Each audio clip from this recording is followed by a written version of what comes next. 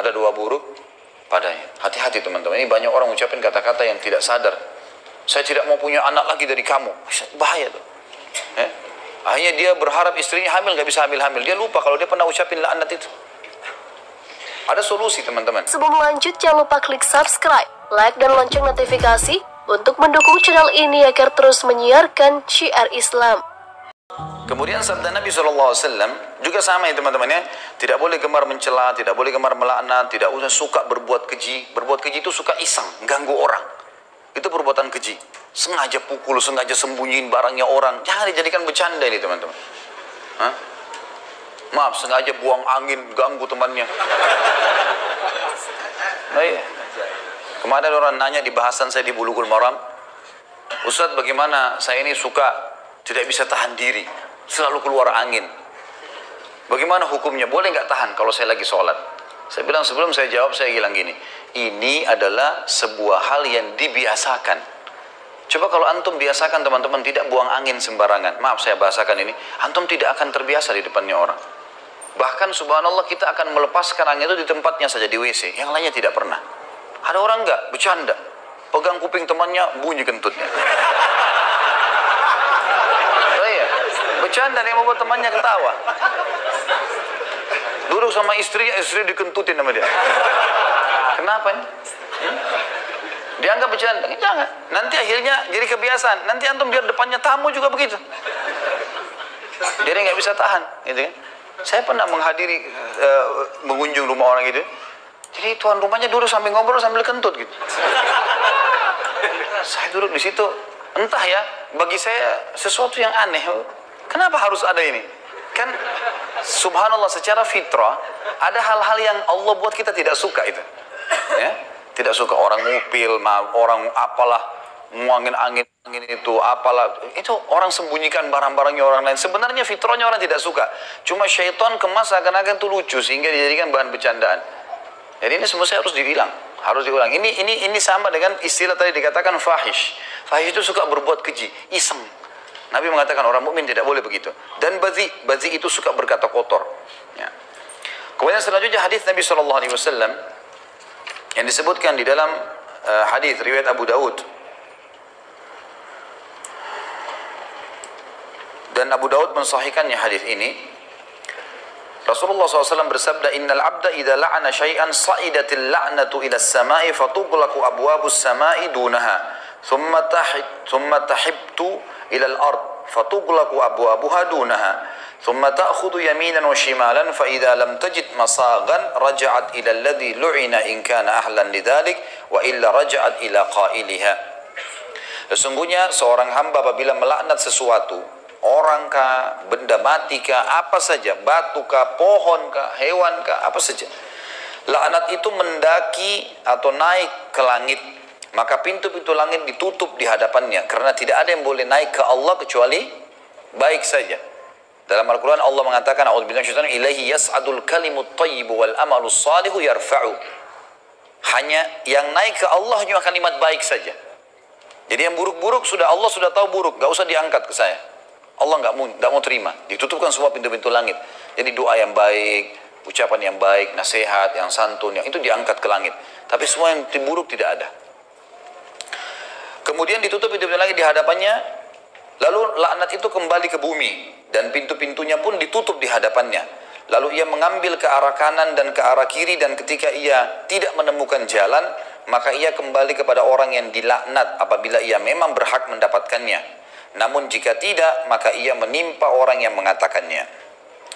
Juga baginda Nabi SAW menyebutkan dalam hadis riwayat Muslim, Nabi SAW pernah menghukum seorang wanita atau perempuan yang melaknat untanya dengan memerintahkannya untuk melepaskan unta itu. Sudah bukan milik dia lagi, disuruh lepas unta itu. Imran ibn Husain berkata, Bainama Rasulullah SAW fi ba'di asfarihi wa imra'atun minal ansari ala naqah fadarijat فلعنتها فسمع ذلك رسول الله صلى الله عليه وسلم فقال خذوا ما عليها ودعوها فإنها ملعونة. Ketika suatu kali Rasulullah SAW telah berjalan di suatu perjalanan beliau SAW, seorang wanita dari kaum Ansar untanya terperanjat. Ini yang saya bilang tadi, mungkin kena batu kakinya. Maka perempuan itu tiba-tiba melaknatnya. Tapi tidak disebutkan lafaz apa yang diucapkan ya. Bisa kalimat laknat atau bisa yang lainnya. Dan itu didengar oleh Rasulullah SAW. Maka beliau bersabda, ambillah sesuatu yang ada di atasnya, di atas unta ini, dan biarkan, lepaskan dia, karena ia sudah dilaknat. Ia sudah dilaknat. Bayangkan ya, unta miliknya orang loh ini. Dia laknat untanya sendiri, Nabi suruh turunkan barang-barangnya, orangnya juga turun, untanya lepasin. Karena unta itu sudah dilaknat. Artinya ada doa buruk padanya. Ada doa buruk padanya. Hati-hati teman-teman, ini banyak orang ucapin kata-kata yang tidak sadar. Saya tidak mau punya anak lagi dari kamu. Bahaya tuh. Akhirnya dia berharap istrinya hamil, gak bisa hamil-hamil. Dia lupa kalau dia pernah ucapin laknat itu. Ada solusi teman-teman. Kalau sudah terlanjur pernah diucapkan kalimat-kalimat buruk laknat begini, minta sama Allah petunjuk. Ya Allah, kalau pernah hambamu ini mengucapkan kalimat laknat, doa buruk untuk diri hamba, untuk istri hamba, untuk suami hamba, untuk anak-anak hamba, untuk harta hamba, ingatkan ya Allah, dan ampunilah. Setiap kali kita terlintas, kayaknya saya pernah ucapin kalimat sial deh di mobil. Ya Allah, aku beristighfar dengan kalimat itu. Atau usaha ini, kayaknya usaha ini gak maju-maju deh, misal. Ya Allah, saya beristighfar dengan kalimat itu. Kata ulama, kita boleh beristighfar secara global, semua dosa dimaafkan, atau kalau pas terlintas dosa tertentu, kita fokus minta sama Allah itu. Karena bisa saja Allah memang ingatkan. Mungkin dosa itu bobotnya agak berat, maka butuh istighfar lebih banyak. Maka kita bersihkan dengan cara khusus. Ya, seperti kalau ada noda di mobil atau di pakaian, kita fokus bersihkan dia, sampai dia bersih. Maka itu insya Allah jauh lebih cepat. Ini solusi kalau orang sudah terlanjur mengucapkan. Dan sampai sekarang teman-teman bisa, saya dan anda sekalian, kita semua ini teman-teman sekalian memohon kepada Allah Azza wa Jalla, Allah yang Maha Tinggi Maha Pemurah, untuk mengingatkan kita semua apa yang pernah kita ucapkan. Lalu kalau teringat istighfar sampai kita merasa diri kita sudah menyampaikan. Karena ada juga bahasan dalam hadis Nabi SAW. Misal contoh, siapa yang berbuat baik pada kalian maka balaslah yang setimpal. Kalau kalian tidak punya, maka doakanlah orang itu sampai kalian merasa dalam hati nurani sudah membalasnya. Berarti sebagian ulama berisytihad mengambil dari hadis ini, orang kalau mau bersyukur kepada Allah, dia ucapkan jangan cuma satu kali alhamdulillah, dia terus alhamdulillah, alhamdulillah, alhamdulillah, sampai dia terasa memang ada kepuasan hati. Atau mendoakan orang lain, atau beristighfar dari dosa-dosanya. Nggak cukup dengan satu kali astagfirullah wa tubu ilaih. Mungkin dosa kita butuh 1000 kali istighfar, kita nggak tahu, gitu kan? Maka harusnya kita terus sampai merasa hati ini tenang, gitu kan? Agar kendala-kendala atau hambatan-hambatan ini diangkat oleh Sang Pencipta Allah Subhanahu wa taala. Ini juga bisa teman-teman jadikan sebagai bahan untuk muhasabah ya. Kalau mobil sering rusak, rumah sering bermasalah, sering bocor, sering bertengkar suami istri, apalah masalah-masalah, coba ingat-ingat, mungkin ada kalimat-kalimat yang kita pernah salah ucapkan. Ya Allah, aku beristighfar di setiap kalimat yang aku pernah ucapkan yang berbau laknat.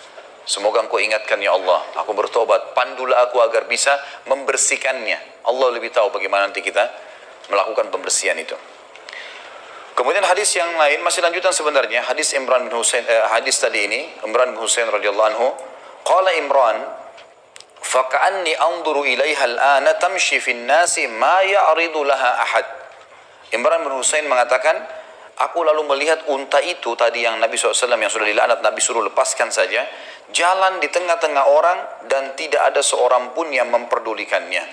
Artinya karena orang sudah tahu Rasulullah suruh tinggalkan, karena imannya orang pada itu sangat luar biasa, maka mereka pun akhirnya meninggalkan unta itu. Sampai seperti itu teman-teman sekalian. Ini banyak sekali orang ya, maaf saya sering dengar ya, saya pernah, orang kalau sedikit bocor ban mobilnya sial, selalu kalimat sial ini biasa sekali diucapkan, sial, sial. Ya, laknat itu loh, kalimat buruk gitu ya. Hanya betul-betul mobilnya jadi sial. Ya, tidak beruntung lah, apalah kalimat-kalimat yang sudah saya berikan contoh-contoh tadi. Kemudian hadis terakhir dalam bab kita ini adalah hadis yang diriwayatkan Abu Daud dalam Kitabul Adab dan Imam Ahmad juga sebutkan dalam musnadnya. Sebenarnya hadis ini menjelaskan kepada kita bahwasanya riba itu dosa besar. Tapi riba yang paling berat, artinya makna hadis ini di atas dosa riba ada, yaitu sengaja mencampuri, maksudnya di sini mendoakan buruk, mempermalukan, menghina saudara muslim. Kata Nabi SAW dari Abu Hurairah bahwasanya Nabi SAW bersabda, inna arbar riba istitalatul mar'i fi irdi akhihi muslim. Sesungguhnya riba yang paling kejam adalah celaan seorang seseorang terhadap kehormatan saudaranya yang muslim. Terhadap saudaranya yang muslim. Baik teman-teman, mungkin ada di antara kita yang berkata, Ustaz dari tadi dalil-dalil ini berhubungan dengan masalah melaknat orang muslim. Apakah boleh kalau begitu seseorang muslim melaknat orang kafir? Ini butuh rincian. Kalau yang kita laknat perilaku kekufurannya, ya, Allah melaknat kekafiran misal, maka itu perilaku, tadi saya bilang tidak masuk dalam laknat. Tapi kalau individu butuh rincian.